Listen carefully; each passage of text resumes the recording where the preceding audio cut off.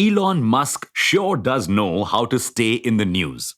His current agenda is making social media a platform for free speech without censorship. And to do this, he wants to buy Twitter.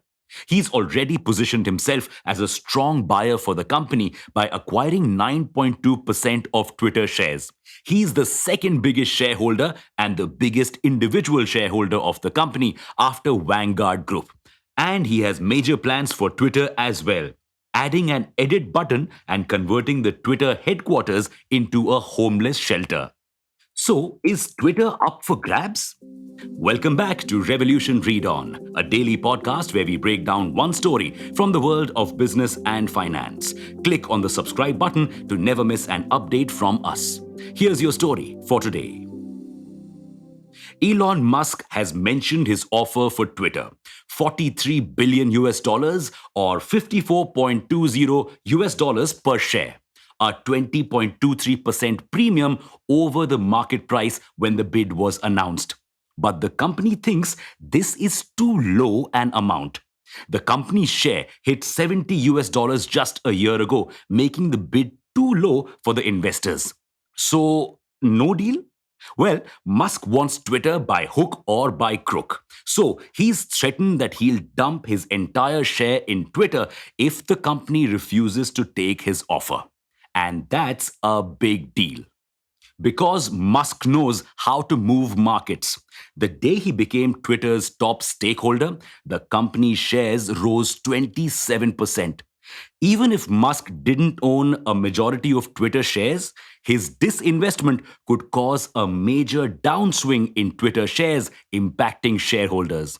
In such a case, Twitter shareholders could sue the company for neglecting its duty to them. So, Twitter has devised a poison pill. What's a poison pill? You see, conference rooms at major companies are no less than war rooms. Hardcore war-like strategies are devised in these rooms to stay ahead of competition. And just like war spies have a poison pill that they bite in case they are captured, companies have a poison pill to prevent a hostile takeover like Musk's. A poison pill is basically a move that a company uses to make acquisition costlier or undesirable for potential buyers. There are several different types of poison pills. Twitter's poison pill is limited duration shareholders' rights plan. This provision will give existing shareholders the right to buy extra shares at a discount if a particular shareholder's holding rises above 15%. The company often has to create new shares to issue to the shareholders. And the person who triggers this clause, in this case Musk, won't get the option to buy discounted shares. Basically, this will allow shareholders to buy stocks for cheap and raise their shareholding percentage in the company. The company can even create new shares to issue to these shareholders. This helps keep the control of the company with existing shareholders if they wish to exercise their right. Existing holders taking more stake or the company adding more shares would automatically decrease the shareholding of the buying party.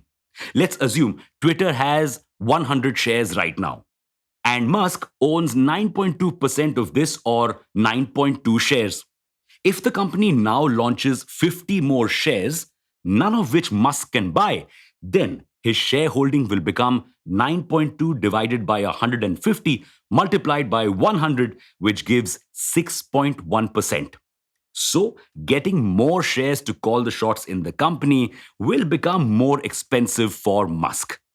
Because each time he plans to buy more shares, existing shareholders can buy even more shares at a discount and dilute his holding.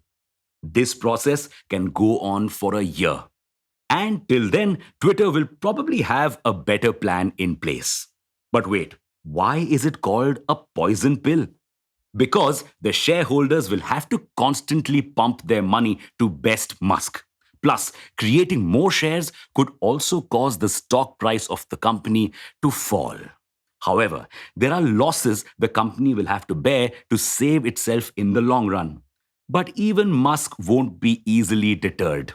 He has claimed he has another plan in case Twitter rejects his bid.